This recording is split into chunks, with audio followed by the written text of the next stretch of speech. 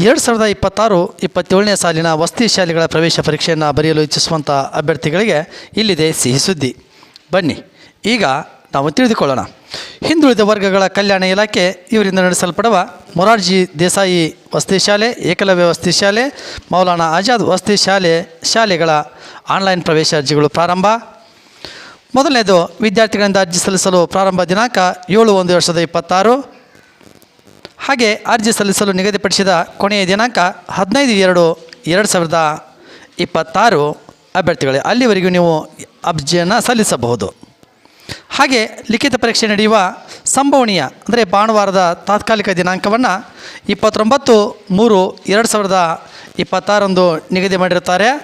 ಹಾಗೆ ಫಲಿತಾಂಶವನ್ನು ಪ್ರಕಟಿಸುವ ದಿನಾಂಕವನ್ನು ಕೂಡ 20/4 ಅಂದರೆ 2026 ಫಲಿತಾಂಶವನ್ನು ಪ್ರಕಟಿಸುತ್ತಾರೆ.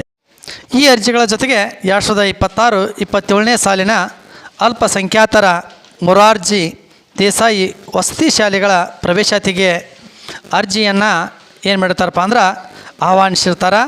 ಇದನ್ನು ಅಲ್ಪಸಂಖ್ಯಾತರ ಕಲ್ಯಾಣ ಇಲಾಖೆಯಿಂದ ನಡೆಸಲಾಗುತ್ತದೆ. ಹಾಗೆ ಅರ್ಜಿ ಸಲ್ಲಿಸಲು ಕೊನೆಯ ದಿನಾಂಕ, ಪ್ರಾರಂಭ ದಿನಾಂಕ ಅದು ಕೂಡ 7 ಜನವರಿ 2026 ಪ್ರಾರಂಭವಾಗಿರುತ್ತೆ. ಇನ್ನು ಕೊನೆಯ ದಿನಾಂಕ ಯಾವಾಗಪ್ಪ ಅಂದರೆ 10/2/2026.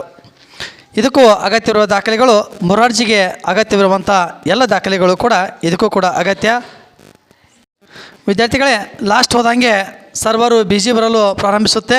ಇಂದಿನಿಂದಲೇ ನೀವು ಅರ್ಜಿಗಳನ್ನು ಹಾಕಲು ಪ್ರಾರಂಭಿಸಿ. ಏನಾದರೂ ದಾಖಲೆಗಳ ಕೊರತೆ ಇದ್ದರೆ ಇವತ್ತಿಂದಲೇ ನೀವು ದಾಖಲೆಗಳನ್ನು ಸರಿಪಡಿಸಿಕೊಂಡು ನೀವು ಅರ್ಜಿಗಳನ್ನು ಆನ್ಲೈನ್ ಮೂಲಕ ಸಲ್ಲಿಸಬಹುದು. ಅರ್ಜಿ ಸಲ್ಲಿಸಲು www.sevasindhu.services.karnataka ಲಾಗಿನ್ಗೆ ಭೇಟಿ ನೀಡಿ ಅರ್ಜಿಯನ್ನು ಸಲ್ಲಿಸಬಹುದು.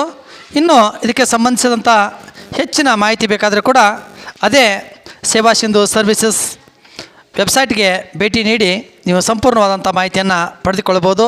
Thank you.